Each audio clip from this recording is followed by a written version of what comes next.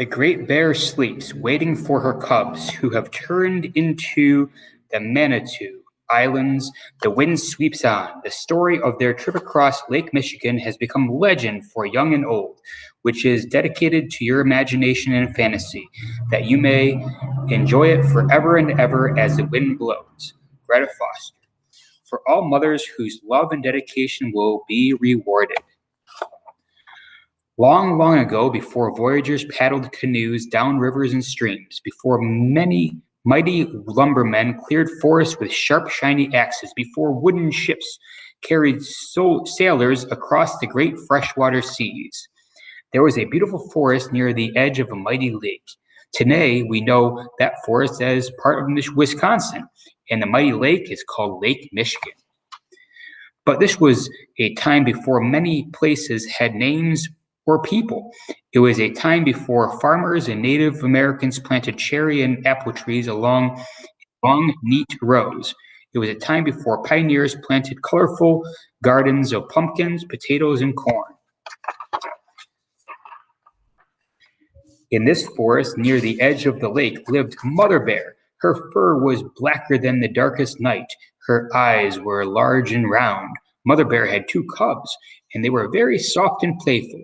The 3 of them lived together in a small, cozy den nestled among bluebells and buttercups.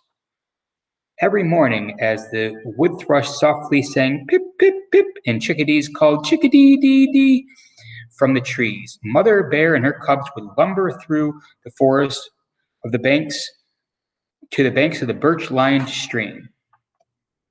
Deer would gently bend their slender necks to sip the cold water.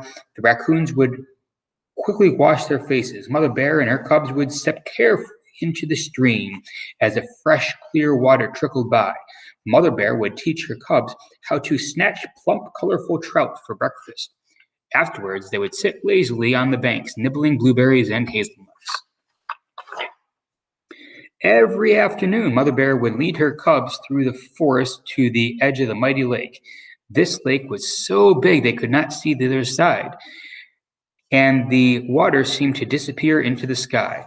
The bears would frolic along the sandy shore, happily splashing in the shallows and chasing herring gulls. They tugged at each other's tails and took long, cool baths. Every evening, Mother Bear led her cubs back to their warm, cozy den where she cradled them in her big black paws and held them gently while they went to sleep. One morning, as they were lumbering through the birch-lined stream, there was a loud crash of thunder and a sharp hissing sound. Snap! Pop! Mother Bear stood on her hind feet and stuck her nose in the air. A brilliant orange blaze flashed through the trees. The dark clouds filled the sky. Fire! Mother Bear rushed her cubs to the banks of the stream and ordered them to follow in the shore of the mighty lake. Bears dashed rapidly, deer sprang back and forth, the wolves ran wildly. Even the star-nosed moles hurried from beneath the cover of the forest floor.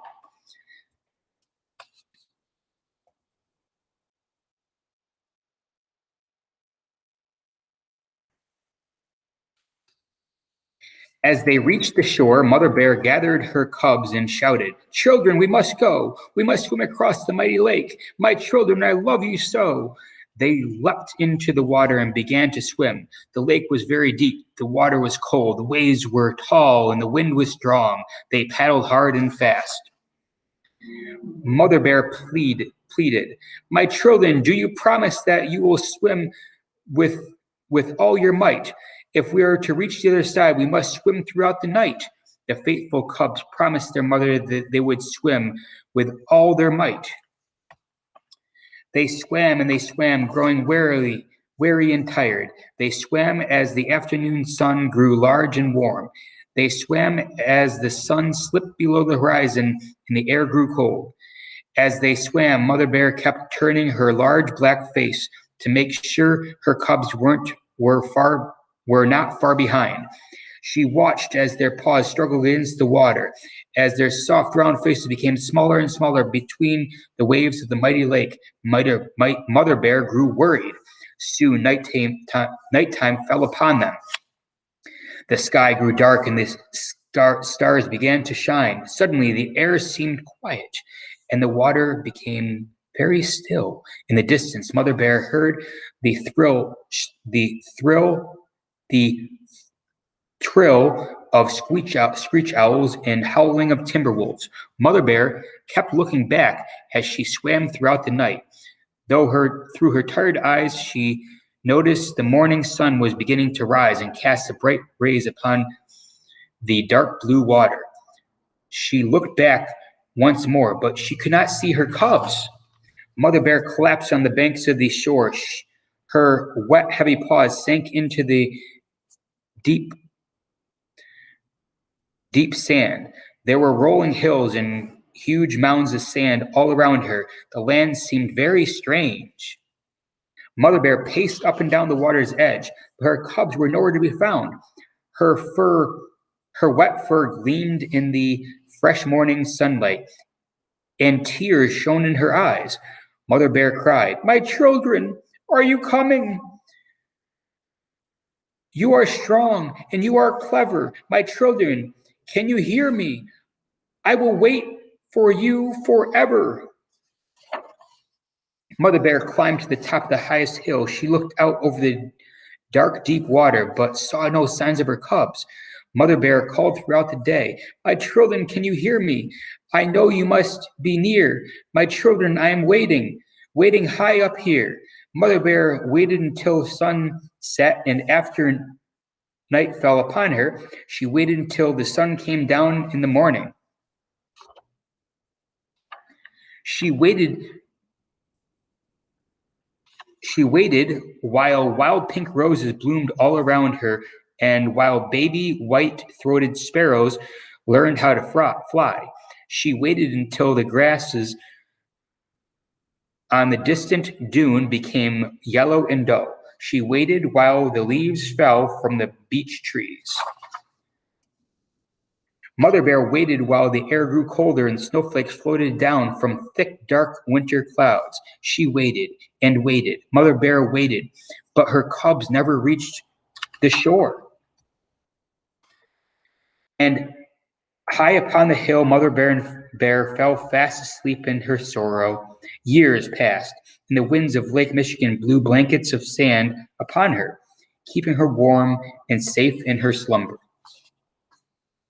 Over time, the great spirit of the land felt her sadness. Recognizing her dedication and love for her children, with a tremendous gust of wind, the spirit brought the cubs near the shore, raising them out of the water as two magnificent islands, placing them forever within the watchful and caring eyes of Mother Bear.